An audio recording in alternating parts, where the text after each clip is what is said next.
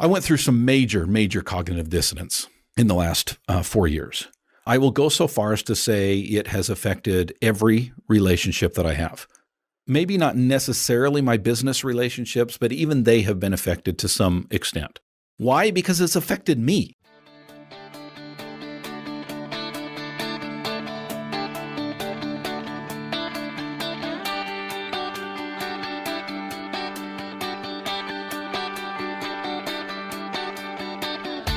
Originating from deep inside the Rocky Mountains, transported through the power of the internet, and arriving inside your tiny earbuds.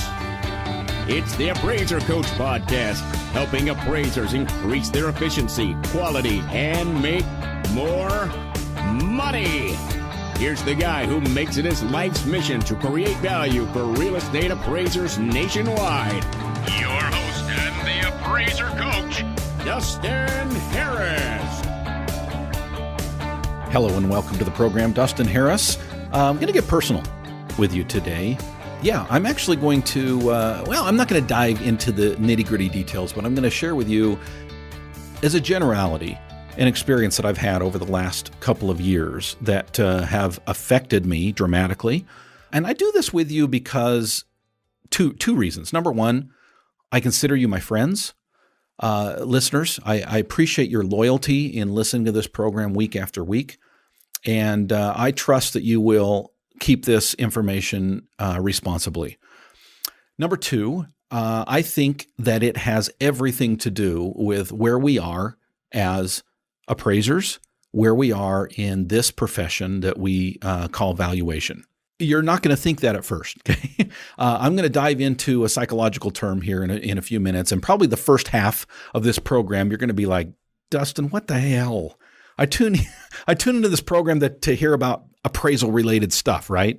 And you're talking about this? Trust me, folks, I promise this will be a foundational episode. Please listen to the end, because I think that what I have to share with you today should have an effect on where you go into the future. I want to pause here and remind you that we are sponsored by Alamode Software. Alamode, of course, is, it's the software I've been using to do my appraisal work for over 20 years. Yeah, they've been around for over 30 years, helping appraisers do more with less. Go to alamode.com to learn more. Again, it's alamode.com. We're sponsored, of course, by DataMaster. DataMaster and I are sitting down tomorrow in person. Rick Lifthorith and his team. These are people that care about appraisers, folks. Check them out. Go to datamasterusa.com if you want to save 30 to 60 minutes per report. Finally, we are sponsored by Working RE Magazine.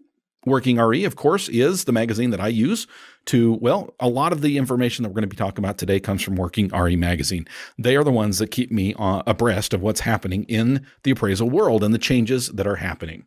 Go to workingre.com and at the very least, sign up for their free newsletter. It's workingre.com. All right, folks, we're going to talk today about a term. And the term is probably one you're familiar with. It's probably one you've heard before. Okay, no news here, but I am going to lay a foundation for just a moment. The term is a psychological term, and it is cognitive dissonance, not dissidence. Okay, there's a difference. Cognitive, you know that word, dissonance. Okay, let me, you do a quick Google search of cognitive dissonance. This is the first, at least this was the first definition that came up for me. Okay, I'm just going to read it because I think it explains it pretty well. The state of having inconsistent thoughts, beliefs, or attitudes, especially, and this is the key, especially as relating to behavioral decisions and attitude changes.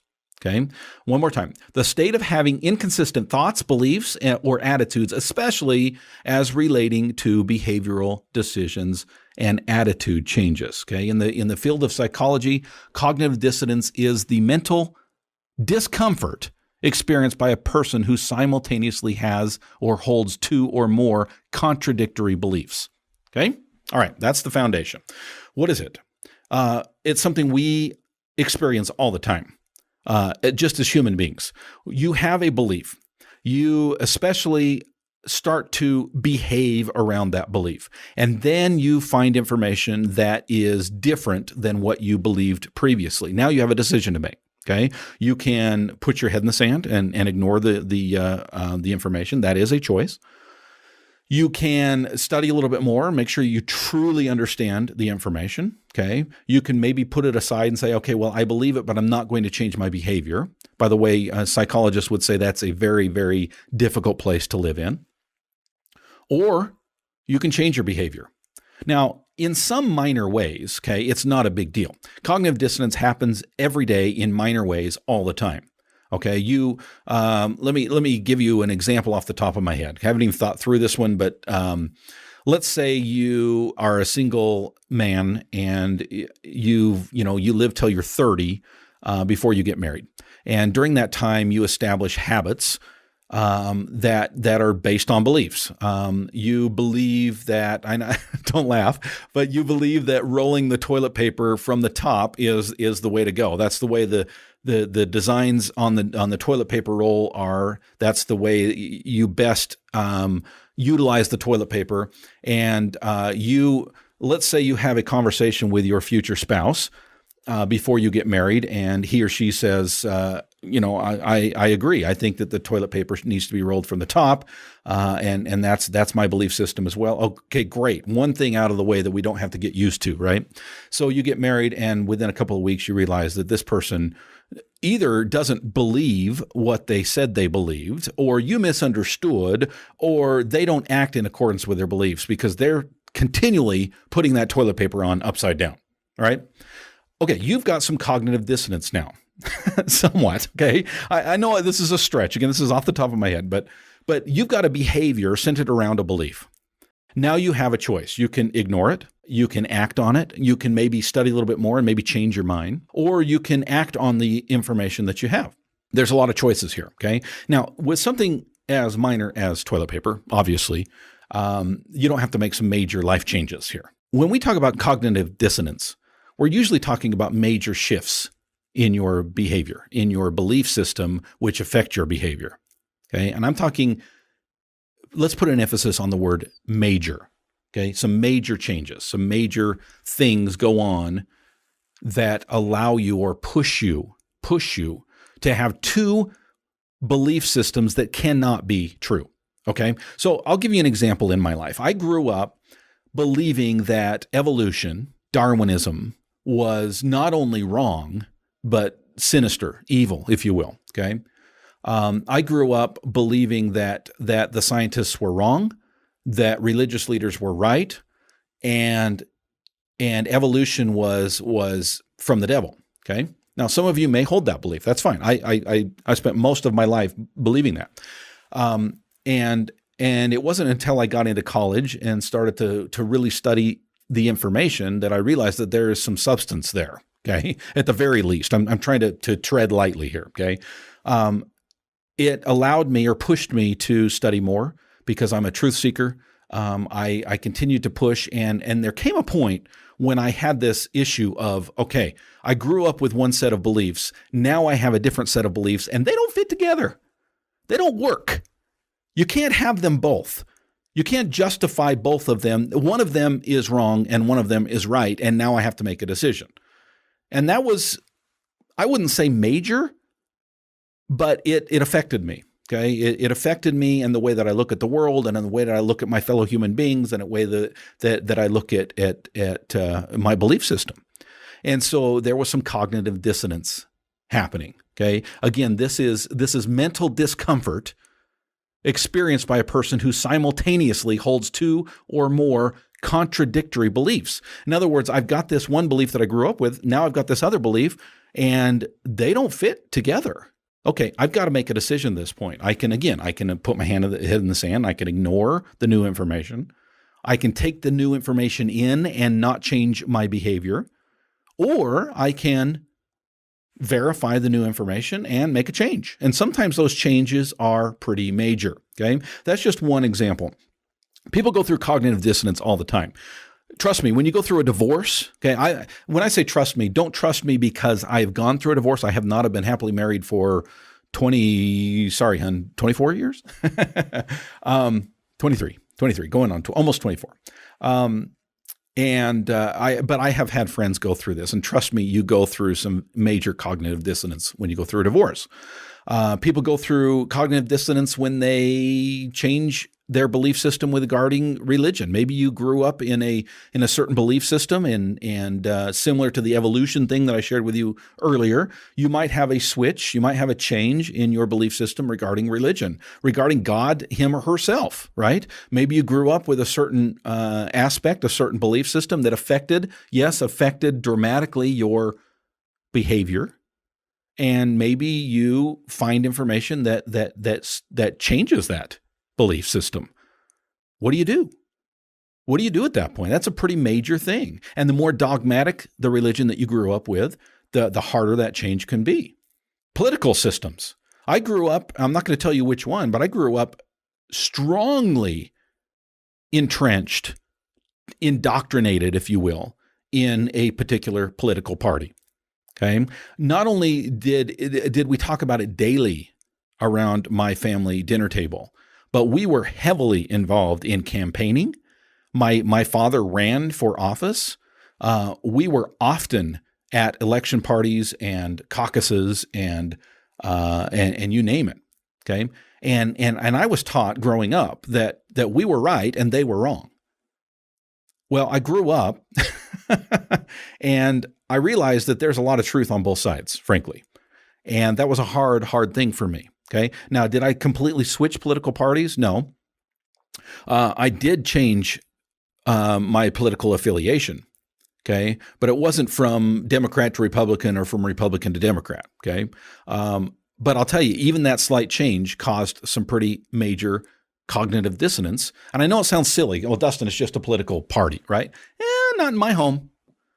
Politics and religion went hand in hand. The two things you don't talk about at the dinner table, we talked about all the time. And it was a pretty major thing for me to approach my parents and say, hey, I don't know that I completely can get on board with one major political party or the other anymore. I tell you, that was a discussion that was difficult to have. Let's put it that way. Okay. So cognitive dissonance. Here's what I want to share with you today that's somewhat personal. I'm not going to get into a lot of details. I do so out of respect for different belief systems out there. I do so out of respect for my family and those that are close to me. But I just want to share with you that over the last, I'm 44. It began right before my 40th birthday. And I won't go into any more detail than this to say that I had a major change in my life that affected every aspect of my life from top to bottom. Now, those of you who know me very closely, I know a lot of my dream team, we've had conversations centered around this. So this won't come as a surprise to some of you. But some of you, this is new information. And again, out of respect for those involved, I'm not going to share the details. Okay. I'm not trying to be elusive. I'm not trying to make this more mysterious than it really is. I really am not. I'm trying to respect the beliefs of others, including my listeners out there who might share one belief or another. I will just share with you this. I went through some major cognitive dissonance in the last 4 years. I will go so far as to say it has affected every relationship that I have. Maybe not necessarily my business relationships, but even they have been affected to some extent. Why? Because it's affected me. It's affected me as a boss. It's affected me as a real estate agent or real estate appraiser, rather. Wow, I just became an agent. Boy, that really is cognitive dissonance. I really switched sides. It's affected my marriage. It's affected my children.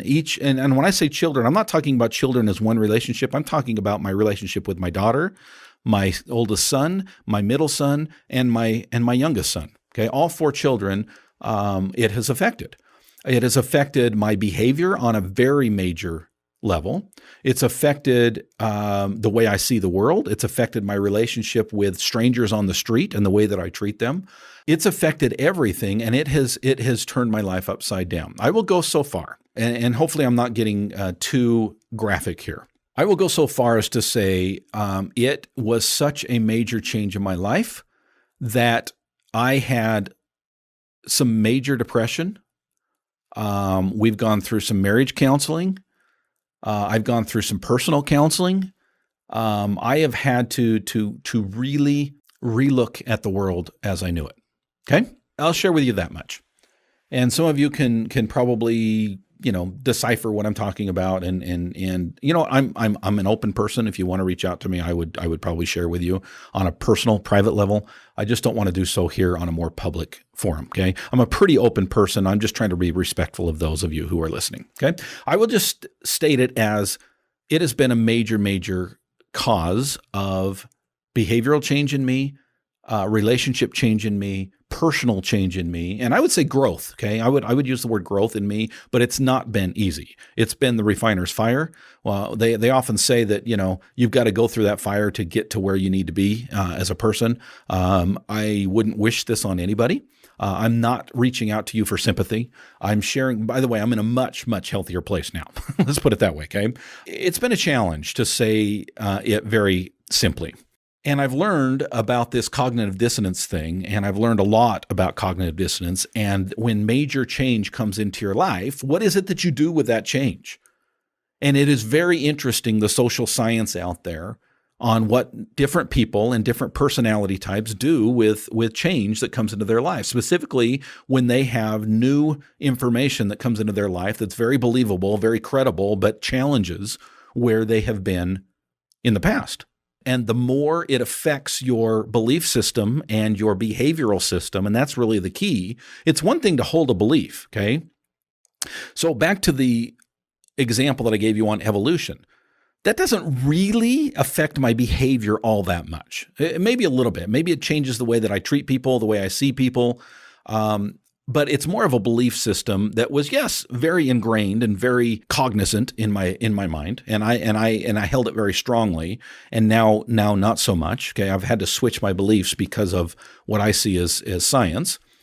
But it didn't really affect my behavior all that much. Okay, what I'm talking about, cognitive dissonance that affects behavior, and when I'm talking, the more poignant, the more major the behavior, the more challenging it can be to go through that process. And to say it's been a challenge in the last 4 years of my life is to understate it dramatically. It has completely turned my world upside down. The only way I can describe it is Lewis Carroll's Through the Looking Glass. If you've ever read that, or maybe you've seen the Alice in Wonderland on Disney. Okay, they don't totally capture it. I highly encourage you to read that book, by the way. To have your life completely flipped upside down and see it in a different light is an understatement. And I've had to change some major, major things in my life as a consequence. Again, I'm not looking for sympathy. I'm simply laying the foundation. Okay. And what I want to say here is, with anybody that goes through not just minor, like the toilet paper example, cognitive dissonance, I'm talking, or even evolution, right? Even that example is so small and minuscule. I'm talking about major, major belief systems changing in your mind. Okay, I'm talking about people that might grow up thinking that socialism is the best thing ever, and then all of a sudden they learn information that makes them think that capitalism is much, much better. Okay, major ways that they live their life can be switched, can be turned around, can do a 180 on major cognitive dissonance in their life. It's not a fun thing to go through. It will make you question your partnership. It will make you question your relationship with your children. It will make you question your relationship with your parents and your siblings and your extended family. You will question your relationship with your neighbors and your friends and your business relationships and your employees and your contractors and everybody and everything. That's the kind of major cognitive dissonance that many of us, not just myself, many of us have had to go through or will go through in your life. If you've not gone through something like that in your life, on some level, you will. You will, I promise. That's just part of life. It's part of being in the information age. It's part of learning and growing and developing. And, I used to, back to political for just a second, I used to be really critical of politicians who flip-flopped on issues. Okay, they stated, and it's very clear on camera. My position is pro-life, for example, and then 8 years later, my position is pro-choice, and you see that juxtaposed next to each other, and you think, oh my gosh, what a flip-flopper, what a waffly guy, okay. Guess what, folks? I've had some major, major change in my life. And if you go back 10 years ago, even 5 years ago, and if you were able to quote me 5 years ago on certain topics, and then you hear me today on those same topics, you would not think it's the same person. Okay. I'm much less critical and judgmental of politicians that flip-flop on issues if they have reasons for doing so. Now, I'm very critical that they flip-flop just for political gain. Okay. I think that that's silly. I think that that's sophomoric. But those who have really, truly studied an issue and have maybe been huge proponents on one side, and then now are huge proponents on the other side, and to the outside world, it seems like they're just wishy-washy. That they have no substance, that they have no merit, that they have no foundation to what they say. Not so much anymore. People are allowed to change their mind. In fact, I would say leaders, statesmen, people who truly have character change their minds all the time because they're willing to step back and say, maybe I'm wrong. They're humble enough to say, you know what? I was wrong on that. And I've learned more information and I've changed my mind. And that, to me, is integrity. I want to pause here and remind you that we are sponsored by 3 great companies. Of course, Working RE Magazine being one of them. Working RE has been with us from the very beginning. That's right, folks. They are the ones that help me to make decisions moving forward in my business. Why? Because they are on the very edge of what's going on in the valuation world. You need to be checking Working RE Magazine on a regular basis. Check out their webinars. Check out their educational resources. Go to workingre.com. Again, it's workingre.com. We're sponsored by DataMaster. Have an opportunity to sit down with DataMaster tomorrow. We have a little breakfast together. They're driving up from Utah to meet with me for a couple hours. Can't wait. Be super exciting. Folks, these are people who truly do care. I mean that. They truly do care about the appraisers and the appraisal world. They also care about saving you time and helping you to do more with less, helping you to utilize software that will allow you to be more productive. Check them out. Go to datamasterusa.com. One more time, it's datamasterusa.com. Speaking of being more productive with software, folks, I've been with Alamode from the beginning. Trust me, I have looked very hard at switching. Okay. People ask me this all the time. Have you ever looked at switching, Dustin, or you just, keep going with Alamode? Well, guess what? I've looked very, very hard at different companies, and I've yet to find the company that gives me more for my money than Alamode does. That's right. That's why I stay with them. I will continue to stay with them as long as they provide me value. Check them out. Go to alamode.com. One more time, it's ALAMODE.com or 800-ALAMODE.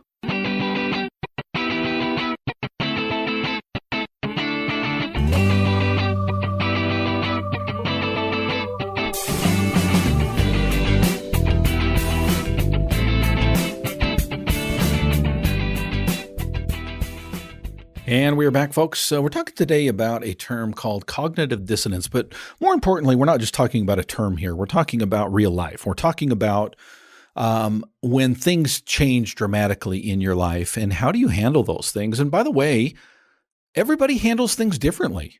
And some people are more comfortable sweeping things under the rug, and some people are more about authenticity. I think that's a huge driver in my life.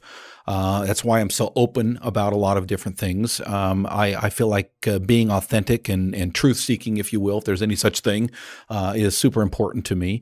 And that's been a cause for some challenges. Sometimes it would probably be more, it would be easier in life to sometimes ignore some things that come my way. And I do have a tendency to maybe a little bit more than my neighbor, seek after truthful situations or trying to put myself in line with what I see as being truthful.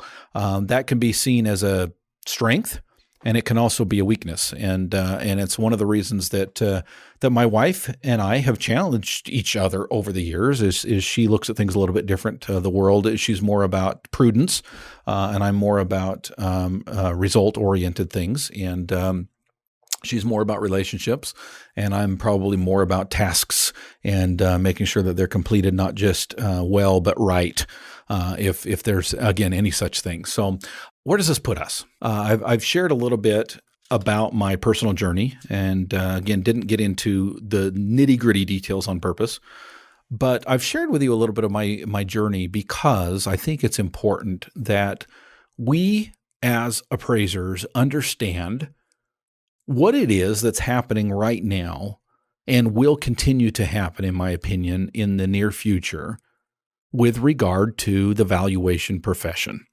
I've had individuals reach out to me over the last several months and privately ask me, Dustin, where do you see things going? There's a lot of doom and gloom out there. Where do you see things going? Well, you know what? It's a fabulous question. It really is. And I'm going to share with you my opinion on some level here, and share with you what I see going on. And I want to stress it's my opinion. It's my belief system. Okay. And if it causes you to have a little bit of cognitive dissonance, okay, so be it. You've got to now decide what it is that you're going to do with that information. Okay. So let's get to the question. The question is, what is happening in the valuation field? What's happening now and what's happening in the future? Well, to answer that question, let's back up. Let's go back to 2006, 2007. Okay. Most of you were in the business at that time. And let's face it, most of you were doing pretty well at that time. Life was good for an appraiser in 2006, 2007. Okay. And then we got to 2008 and things changed. And I wouldn't say they changed overnight. I would say they changed gradually, but it's certainly, looking back on it, seems like it was overnight. I can tell you from my perspective in Idaho, okay, I saw what was happening to Phoenix, and I saw what was happening to Las Vegas, and I saw what was happening to my friends down in Southern California. And the honest truth is I refused to accept at that time in my life that would happen as well in Idaho. I thought somehow we were insulated from the housing bubble, if you will. And to a certain extent we were. To a certain extent I wasn't wrong, because to a certain extent it affected rural Idaho much, much different and on a much smaller scale than it did the rest of the country. But that being said, what I failed to anticipate was HVCC and Dodd-Frank to follow, and the big changes that would happen in the appraisal world, moving from more direct lending to more AMC-based lending. Okay. And consequently, I wouldn't say it blindsided me. I wouldn't say it hit me unawares. I think that there were signs out there, and I certainly was already doing AMC work on some level before that all happened. And so in some way I was positioned, but I had to let some people go, just like a lot of you did. I had to downsize. I had to really dramatically change my business model. And it's been reported by myself, I'm pretty transparent in this, that I actually have done, I did better as a business owner after HVCC than I did before. And there's a reason for that. The reason is because when the new information came, when the belief system changed, okay, I had to make a decision. And because I am an individual who honors integrity and authenticity, much to my wife's chagrin, I acted on that new information. And it was not easy. It took years to iron out the details, but it happened. And I learned a great many lessons in that process, because I was willing to take new information and make some different decisions and not rely on what I had historically done, but what do I do now? Here's the new reality, and where do I need to go from here? So the question back on the table is, where are we going from here, Dustin? Well, I don't know. I don't have a crystal ball, but some of it I don't have to guess on. It's already happening, right? You don't have to say, well, there's going to be a day in the future. It's going to be this date that everything in the valuation profession changed on that date. No. What happens is everything changes gradually, typically. Okay, that's typically the way things happen. And that's already happening. Okay. Now, there will be some out there that say, well, desktop products are not new. They've been around a long time. Bifurcated products are not new. They've been around a long time. Yeah, I get that. But to most appraisers, they're pretty new. To most appraisers, if you're in the residential space, you've not been utilizing or seen bifurcated products or desktops, at least heavily, until the last few months. Things are changing. And because they're changing, we as an appraisal profession need to be aware of that. Now, let me lay a foundation here before I move to the next level, because I've been accused of, and usually it's by people that hate me, and there's plenty of them out there, that's fine. But they say, Dustin, he's just going to roll over. He's going to, whatever comes his way, he's going to deal with it. Desktops, he'll do them. Bifurcated products, he'll do them. You name it, he'll do it, right? No, that's not how I work. That's not how I roll. What I'm going to do is I'm going to take this new information and I'm going to ask myself, what do I want to do with this new information? And first of all, I think that we are still in this space. Maybe this is a bit naive and a bit optimistic of me, but I still think we are in this space of making changes that will and can affect us as a profession long term. And what I mean by that is you at this current moment, because the changes are still working through the process, do have a voice, and you should let that voice be heard. And you should get involved with your local coalitions, your local lobbyists. And if you don't have those two things like we don't in Idaho, get involved on a state level. Contact your state board, which, by the way, I have done, which, by the way, I am doing currently. I've reached out to people across the country that I know and trust and say, hey, what are they doing in your state? And can I adopt that language in Idaho? And I don't want to run a coalition. No, I don't want to start a coalition. No, I don't. No, that's not my role. Right now, I'm trying to run my own business and coach others. I think I can have more of an effect and more of an impact on individual business owners, okay? But I would love for someone in Idaho to step up and carry that baton. But in the meantime, I'm not going to sit back and wait for them. In the meantime, I am currently involved in putting together language that I hope the state of Idaho will adopt with regard to these types of products. And in other words, my point is don't lay back, don't sit back and allow things to happen to you. Get involved, folks. That's step number one, get involved. But, and there's always a big but, right? As things roll out and as things happen that are outside your control, again, do everything you can inside your control, but anything that's outside your control, you now have some cognitive dissonance. Things are different than they were before. The business model that you have learned to set up and love and use, and it's worked for you in the past, will not work for you in the future. Let me state that again. The business model that you have used as an appraiser in the past will no longer work in the future. So you've got to make some decisions, folks. You've got some cognitive dissonance, and you are going to have to make some decisions. I'm not going to tell you which decisions to make. I think that is part of your autonomy as being a business owner and deciding what you're going to do. Business decisions are business decisions. Nothing drives me bat crap crazy faster than getting on Facebook and watching all these appraisers point fingers and tell everybody else how to run their business, right? That's up to you. How you run your business is how you run your business, okay? I would say, number one, you need to make sure that your quality stays high, that you are USPAP compliant, that you are state law compliant, that you do everything you're supposed to do, ethically, morally, legally, okay? Number one. But number two, are there things within the confines of ethical, moral, legal, and I'm going to add fun, okay? I'm sorry, I'm not going to be in a profession that I don't think is fun long term. I'm just not. So that's another criteria that I look at. What is moral? What is legal? What is ethical? What is fun? And if you can find a business model that works, profitable, okay, let's add that one. What is profitable? If you can find a way to do that with the changes that are coming, by golly, you need to position yourself in such a way to do so. Now, there are many appraisers who say you cannot do desktop appraisals and make any money and be USPAP compliant. And I am not going to argue with that.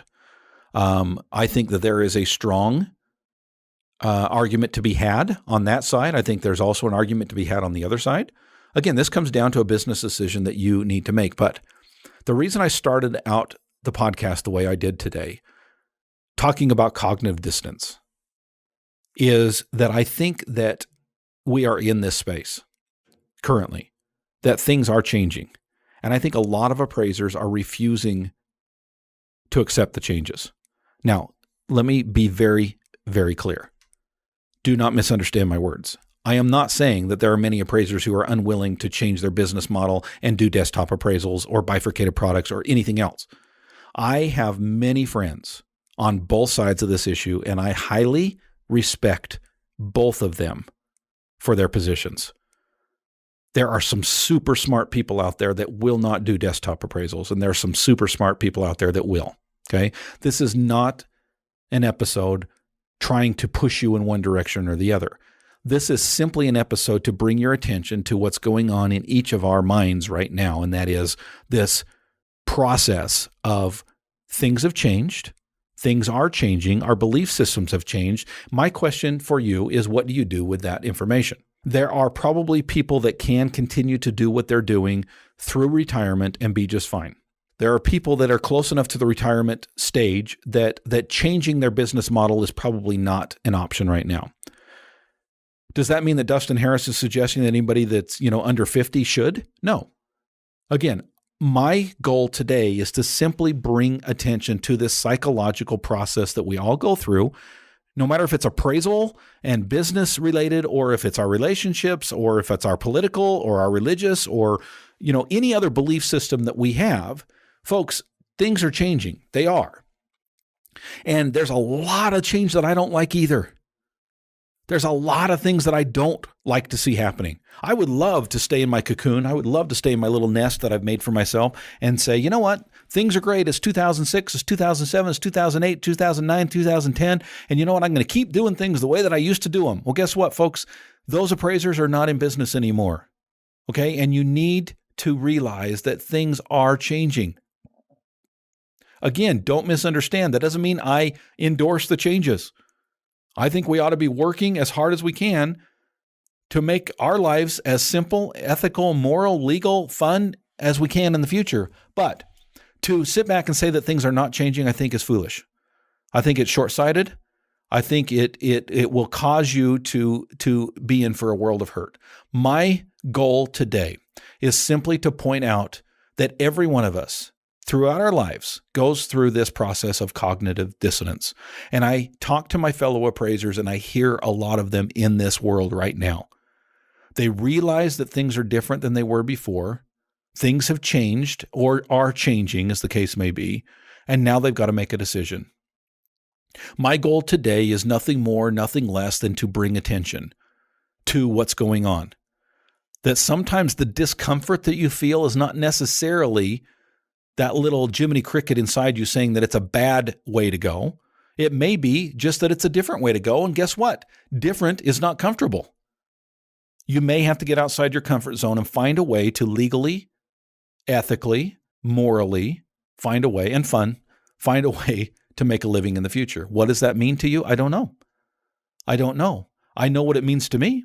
I can tell you that in my office, we are making some changes, and we are fighting the system on one level, and those changes that are coming, we're trying to find out if this is a viable thing for us in the future to have maybe a little different business model. And part of that, by the way, is private work. Part of that is more focus on real estate agents, on attorneys, and homeowners. That's a big part of the switch that we're making in our office. What are you doing in your office? Would love to hear from you. Reach out to me via Facebook. Reach out to me at theappraisercoach.com, or just comment on this episode down below. Folks, I would love to have a conversation with you. I think that we as appraisers should work together, not against each other. So one thing that drives me nuts about some of these things I see on Facebook is we're eating our own, right? We all are in the same boat, folks. I think it's time that we reach out hands and no, I don't want to sound like I'm kumbayaing it, right? But I think it's time that we reach out to one another and say, you know what? What are you doing, John? What are you doing, Joan? What are you guys doing? And you got to make your own decisions when it comes down to it. But let's reach out and share. Let's talk about the changes that are happening and what, number one, can we do about it? And number two, what business models are being set up? As a coach, I'm helping you to do that. And I hope that you'll reach out to me and share with me some of your ideas and some of the things that you're doing. In my personal coaching, my one-on-one coaching, which you can find on my website, I do go into a lot more detail as to what we're doing in our office and making some changes. If it's time for a change in your life, if it's time to maybe relook at your business model and you want some help with that, I would love to do that. Reach out to me, thecoach at theappraisercoach.com. Just click on the coaching tab and you'll see what options are available there. Folks, thanks for joining me. Thanks for allowing me to go down this personal rabbit hole, if you will, a little bit today and share with you some of the things that I've dealt with in the last several years. But the lessons, more importantly, the lessons I've learned is that when major changes happen in our lives, that we've got to step back and then decide what it is that we're going to do with those changes. What are you doing with the changes that are coming in your life? Thank you for joining me, folks. We'll catch you next time. You've been listening to the Appraiser Coach podcast with Dustin Harris. If you like what you hear, please give us a 5-star rating and post a short review on iTunes. For more in-depth insider information on how you can make more money as a real estate appraiser, visit theappraisercoach.com and sign up for the All-Star team today. Thanks for joining us. And now, get out there and create some value.